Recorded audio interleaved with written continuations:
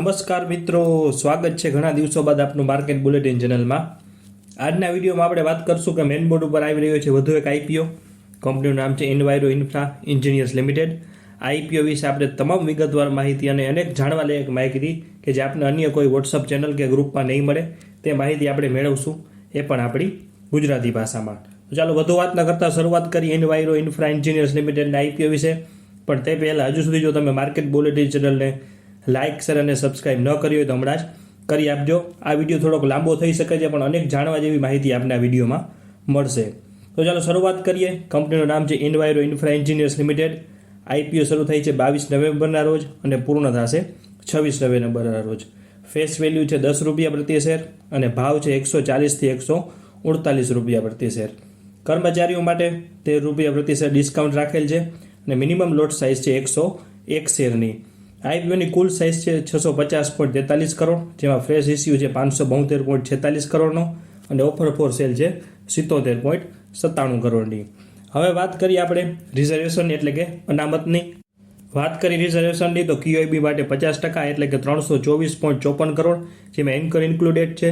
ત્યારબાદ HNI માટે 15% એટલે કે 97.36 કરોડ, રિટેલ માટે 35% એટલે કે 227.18 કરોડ અને એમ્પ્લોય એટલે કે કર્મચારીઓ માટે 1.35 કરોડ અથવા 1 લાખ શેર. હવે વાત કરીએ આપણે સૌથી મહત્વની એટલે કે કંપનીની. તો કંપની સરકાર કે સરકારી સત્તાવાળાઓ માટે water and waste water treatment plants એટલે કે WWTP અને વોટર સપ્લાય સ્કીમ પ્રોજેક્ટ્સની ડિઝાઇન, નિર્માણ, સંચાલન અને જાળવણી કરે છે. Sewage schemes, common effluent treatment plants, water treatment plant સહિત આ પ્રોજેક્ટને કેન્દ્ર સરકાર, રાજ્યો અને શહેરી સ્થાનિક એકમો દ્વારા ભંડોળ પૂરું પાડવામાં આવે છે. આ ટ્રીટેડ પાણીનો ઉપયોગ બાગાયતી ખેતી સહિતના વિવિધ ઉદ્યોગો માટે થાય છે. આગળ વાત કરીએ તો કંપની EPC અથવા HM ધોરણે WWTPA અને WSSPA વિકાસવા માટે રાજ્ય સરકારો અને ULB દ્વારા બહાર પાડવામાં ટેન્ડરોમાં ભાગ લે છે. 30 જૂન 2024 સુધીમાં કંપનીએ છેલ્લા 7 વર્ષોમાં સમગ્ર ભારતમાં 28 WWTP અને WSSP સફળતાપૂર્વક વિકસાવ્યા છે, જેમાં 10 MLD અને તેથી વધુ ક્ષમતાના 22 પ્રોજેક્ટનો સમાવેશ થાય છે. વાત કરીએ કંપનીની મહત્વની બાબતોની તો કંપની પાસે ઇનહાઉસ ડિઝાઇન, એન્જિનિયરિંગ અને એક્ઝિક્યુશન ટીમ છે. નવા પ્રોજેક્ટ સાથે હાલના પ્રદેશોમાં કંપની પોતાની હાજરી વધારતી જાય છે. સમગ્ર ભારતમાં પ્રોજેક્ટની વૈવિધ્યસભર ઓર્ડર બુક આવેલી છે. સમયસર ડિલિવરી સાથે ઇનહાઉસ એક્ઝિક્યુશન ક્ષમતાઓ અને ઉચ્ચ મૂલ્યવાળા પ્રોજેક્ટ ટેન્ડરો માટે સતત વધતી યોગ્યતાનો કંપની ટ્રેક રેકોર્ડ સ્થાપિત કરી રહી છે.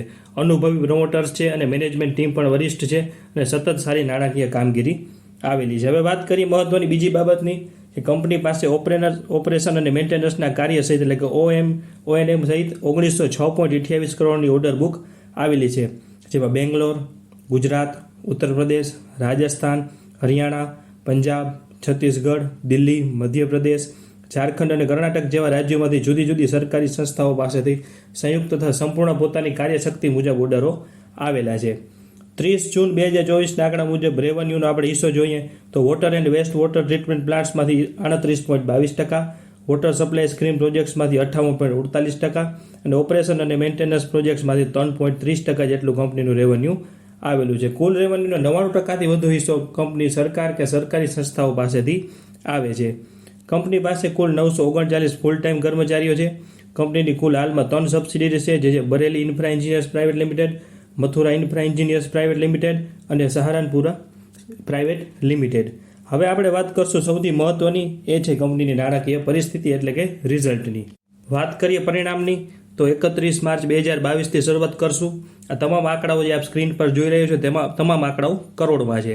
31 માર્ચ 2022ના રોજ કંપનીની એસેટ્સ હતી 139.27 કરોડ, જે 31 માર્ચ 2023માં વધીને થઈ 347 અને 31 માર્ચ 2024માં થઈ 761.19 કરોડ અને 30 જૂન એટલે કે છેલ્લા આંકડાઓ મુજબ 812.87 કરોડની કંપની પાસે એસેટ્સ આવેલી છે. રેવન્યુ 31 માર્ચ 2022માં હતું 225.62 કરોડ, જે વધીને થયું 341.66 કરોડ અને 31 માર્ચ 2024માં ડબલથી પણ વધુ એટલે કે 738 કરોડનું કંપની રેવન્યુ જનરેટ કર્યું. અને આ ડબલ રેવન્યુ કઈ રીતે થયું તેનું વિશ્લેષણ આપણે આગળ કરીશું. અને છેલ્લા આંકડાઓ મુજબ 30 જૂન 2024ના આંકડા મુજબ કંપનીનું રેવન્યુ છે 207.46 કરોડ. હવે વાત કરશું ચોખ્ખા નફાની એટલે કે પ્રોફિટ આફ્ટર ટેક્સની. તો 31 માર્ચ 2022માં કંપનીનો ચોખ્ખો નફો હતો 34 કરોડ 55 લાખ, જે વધીને થયો 54.98 કરોડ, અને 31 માર્ચ 2024માં ડબલ એટલે કે 110.54 કરોડનો કંપનીએ ચોખ્ખો નફો કર્યો, અને છેલ્લા આંકડા મુજબ 30.78 કરોડનો કંપનીનો ચોખ્ખો નફો આવેલું છે. આ ગાળામાં કંપનીના રિઝર્વમાં અને બોરોઇંગમાં પણ થોડો ઘણો વધારો જોવા મળ્યો છે. હવે આગળ આપણે વાત કરીએ કે 31/3/2023થી 31/3/2024 દરમિયાન રેવન્યુ અને પ્રોફિટમાં ડબલ જે ઉછાળ આવ્યું તેનું શું કારણ અને તેનું વિગતવાર વિશ્લેષણ. આપ જે સ્ક્રીન ઉપર જોઈ રહ્યા છો તે બંને સાલના કમ્પેરેટિવ રિઝલ્ટ છે, એટલે કે બંને સાલના સરખામણીના રિઝલ્ટ છે. વાત કરીએ સૌથી પ્રથમ એટલે કે રેવન્યુની. માર્ચ 2023માં રેવન્યુ હતું 341.66 કરોડ, જે ડાયરેક્ટ માર્ચ 2024માં વધીને થયું 738 કરોડ, જેનું મુખ્ય કારણ છે કે અલગ અલગ કોન્ટ્રાક્ટ્સમાંથી થતી આવક અને બિલ વગરની આવક અને ઓપરેશન અને મેન્ટેનન્સના કામમાંથી આ સમયગાળા દરમિયાન વધુ આવક આવી છે. હવે બીજું વાત કરીએ પ્રોફિટ આફ્ટર ટેક્સ. આ ગાળામાં માર્ચ 2023માં કંપનીનું રેવન્યુ હતું 54.98 કરોડ, જે ડાયરેક્ટ માર્ચ 2024માં વધીને થયું 110.54 કરોડ. હવે વાત કરીએ અધર ઇન્કમની, તો માર્ચ 2023માં અધર ઇન્કમ હતી 3.56 કરોડ, જે ડાયરેક્ટ માર્ચ 2024માં વધીને થઈ 9 કરોડ, જેનું મુખ્ય કારણ છે કે અલગ અલગ ડિપોઝિટ પરનું વ્યાજ અને અન્ય વ્યાજની આવક. હવે આગળ વાત કરીએ મહત્વની બીજી કે 30 જૂન 2024ના આંકડા મુજબ કંપનીનું કુલ ઉધાર છે 305.59 કરોડ, જેમાંથી 1 વર્ષથી ઓછા સમય માટેનું ઉધાર છે 198.84 કરોડ, 1 વર્ષથી 3 વર્ષ માટેનું છે 38.44 કરોડ, અને 3 વર્ષ માટેનું ફક્ત ઉધાર છે 68.29 કરોડ. હવે સૌથી મહત્વની વાત કરીએ કે આઈપીઓ લાવવાના કારણ શું, એટલે કે ફ્રેશ ઇસ્યુની રકમનો શું ઉપયોગ કરવામાં આવશે. વાત કરીએ ફ્રેશ ઇસ્યુની રકમનો, તો કુલ ફ્રેશ ઇસ્યુની રકમ છે 572.46 કરોડ, જેમાં વર્કિંગ કેપિટલ એટલે કે કાર્યકારી મૂડીની જરૂરિયાતોને પહોંચી વળવા માટે 181 કરોડનો ઉપયોગ કરવામાં આવશે. કંપનીની સબસિડિયરી છે Mathura infra engineers private limited. આ સબસિડી દ્વારા મથુરામાં 60 મેગાલીટર પ્રતિ દિવસની ક્ષમતા સાથેના પ્લાન્ટનું નિર્માણ કરવા માટે 30 કરોડ રૂપિયાનો ઉપયોગ કરવામાં આવશે, અને કંપનીની કેટલીક બાકી ઉધારોની સંપૂર્ણ કે આંશિક ચૂકવણી કરવા માટે 120 કરોડનો ઉપયોગ કરવામાં આવશે, અને ભવિષ્યમાં કોઈ નાની કંપની કે કોઈ અન્ય એક્વિઝિશન અને સામાન્ય કોર્પોરેટ હેતુઓ માટે વધુમાં વધુ ફ્રેશ ઇસ્યુના 25%ની અંદરની રકમનો ઉપયોગ કરવામાં આવશે. હવે વાત કરીએ લીગલ એટલે કે કાયદાકીય બાબતોની, કે કંપની ઉપર કોઈ કેસ છે કે કંપની દ્વારા કોઈ કેસ કરેલા છે. તો કંપની દ્વારા જુદા જુદા ગ્રાહકો પાસેથી અંદાજે 38.70 કરોડની બાકી રકમની ઉઘરાણી માટે અંદાજે 7 જુદી જુદી પિટિશન દાખલ કરવામાં આવી છે.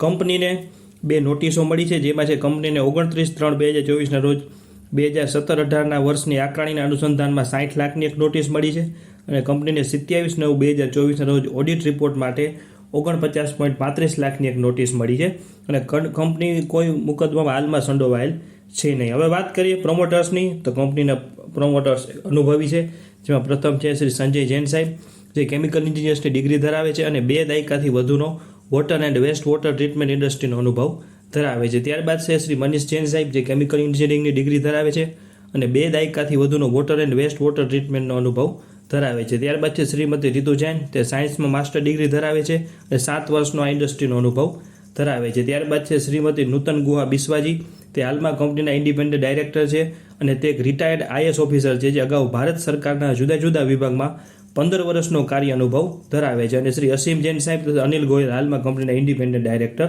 છે. હવે સૌથી મહત્વની અને અગત્યની વાત એ છે પ્રાઇવેટ પ્લેસમેન્ટ.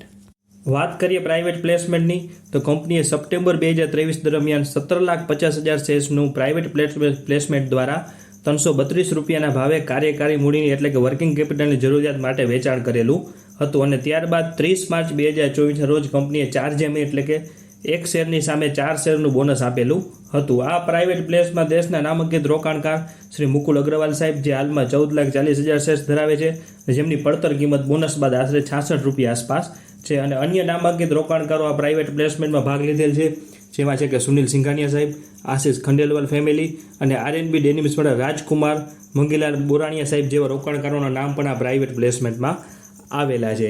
તો આ તમામ વિગતવાર માહિતી હતી એનવાયરો ઇન્ફ્રા એન્જિનિયર્સ લિમિટેડના આઈપીઓ વિશે. જો આપને માહિતી સારી લાગી હોય, જો આપને માહિતી સમજાણી હોય, તો આપના મિત્રો સાથે પણ આ વિડીયોની લિંક શેર કરજો.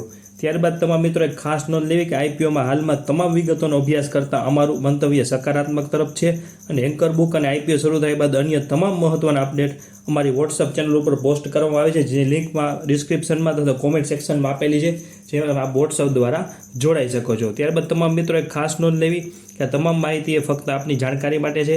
આમાં અમારું કોઈ અંગત હિત સંકળાયેલું નથી અને કોઈપણ પ્રકારનું રોકાણ કરતાં પહેલાં આપણા નાણાકીય સલાહકારની સલાહ લેવી જરૂરી છે. તો આવી જ માહિતી એ પણ આપણી ગુજરાતી ભાષામાં આગળ પણ મેળવવા માટે માર્કેટ બુલેટિન ચેનલને વધુમાં વધુ લાઇક, શેર અને સબસ્ક્રાઈબ કરો. આભાર.